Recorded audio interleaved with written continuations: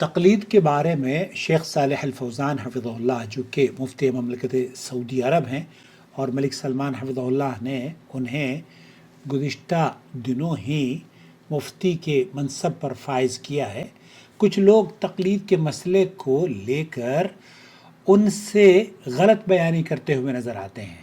آج اس ویڈیو میں آپ کی خدمت میں ان کا بیان پیش کروں گا، اور وہ یہ کہتے ہیں کہ تقلید علی قسمین، تقلید کی دو قسمیں ہیں۔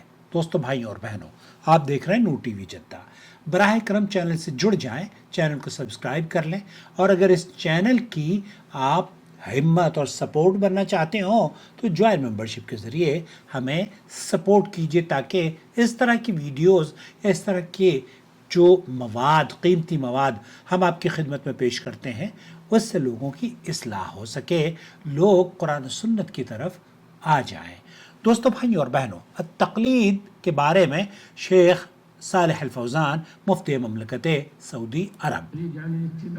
تقلید کا معنی یہ ہے، تقلید اس معنی میں اگر بات کی جا رہی ہے کہ دلیل، اتباع اور قرآن و سنت کی بات کی جا رہی ہے،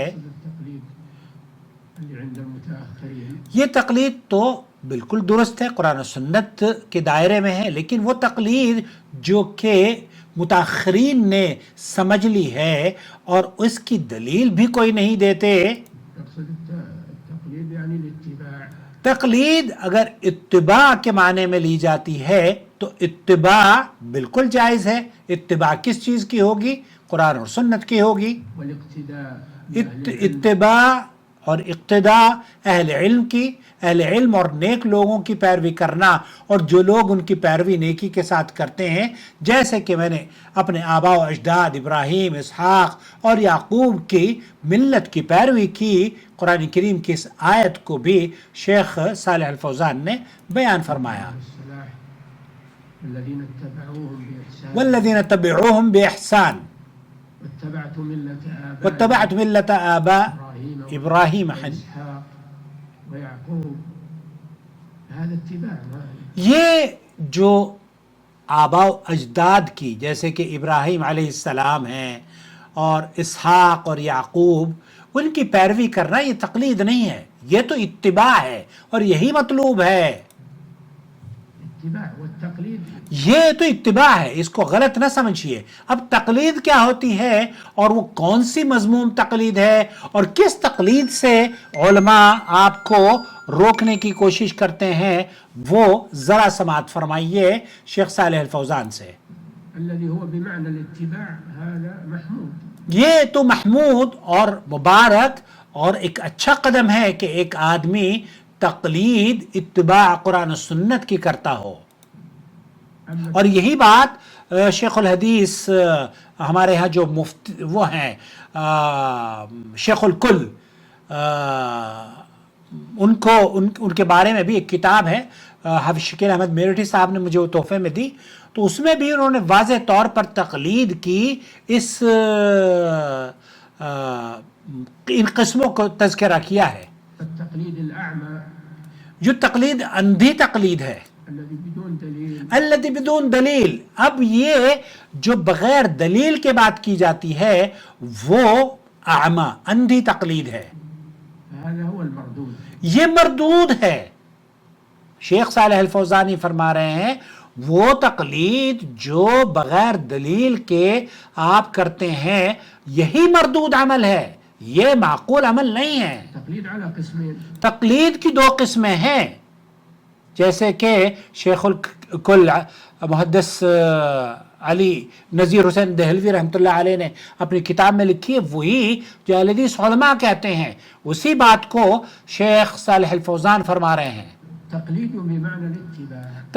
بمعنی الاتباع، جیسے کہ اللہ کے رسول صلی اللہ علیہ وسلم نے اپنے آباء و اجداد کی اتباع کری، ملت آباء ابراہیم و اسحاق اور یعقوب کی، یہ محمود ہے، یہ مبارک ہے۔ تقلید بمعنى التقلید الذي اللي يسمونها الأعمى. ہاں یہ وہ تقلید ہے جس کے بارے میں تقلید بمعنی اتباع یہ محمود ہے، یہ قابل قبول ہے، لیکن تقلید الاعمى من غیر دلیل ومن غیر معرفت بما علیہ المقلد، کہ مقلد کو یہ پتہ ہی نہیں ہوتا وہ کیوں عمل کر رہا ہے، وہ کس دلیل پر عمل کر رہا ہے، یہ مقلد. سنیے شیخ صالح الفوزان، اگر میں کہوں گا تو پھر آپ کہیں گے عقل صاحب، جیسے مفتی طارق مسعود صاحب کہہ رہے تھے کہ انہیں تو حنفیوں سے، بھائی مجھے حنفیوں سے کوئی بیر نہیں ہے، میں تو انما نطعمکم لوجہ اللہ لا نريد منکم جزاء ولا شکورا. سنیں شیخ صالح الفوزان کیا فرماتے ہیں. اللي يسمونها الأعمى من غير یہ جو تقلید الاعمى ہے من غیر دلیل دليل ومن غير معرفة، من غیر معرفت، اس کو پتہ ہی نہیں ہوتا کہ یہ کہاں سے لے کر آئی ہے یہ مسئلہ.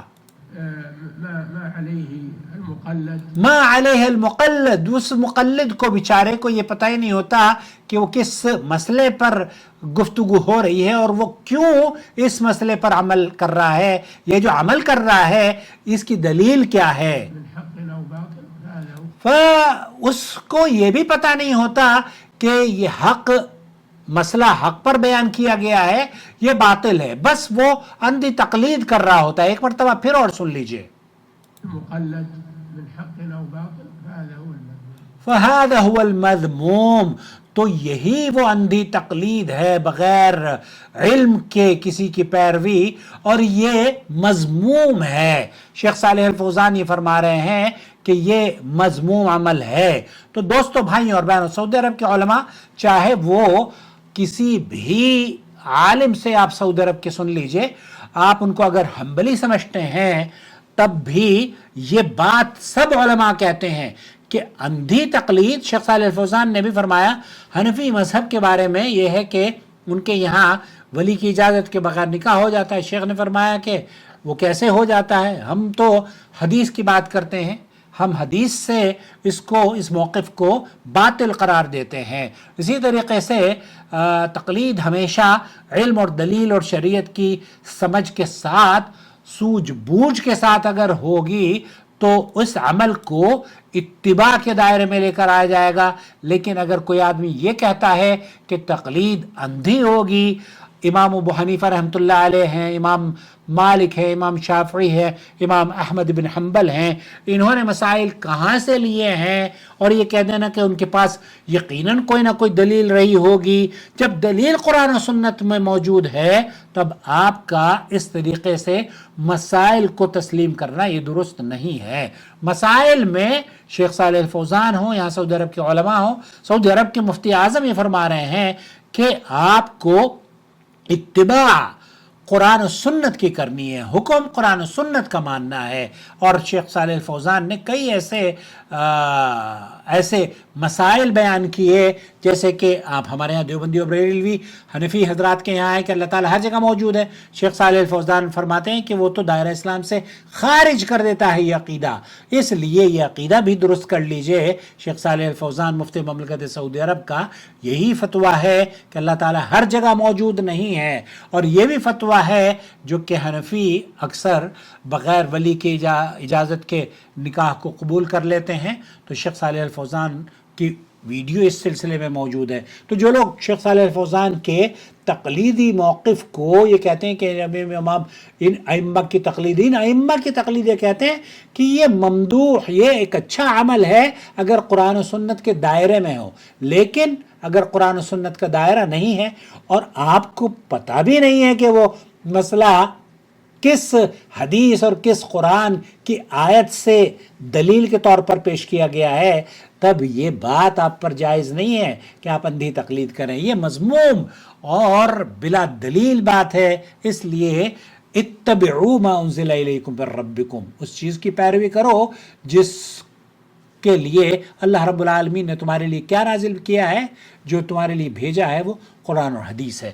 آپ اس طرح کی ویڈیوز دیکھ کر کیسا فیل کرتے ہیں مجھے ضرور بتائیے گا.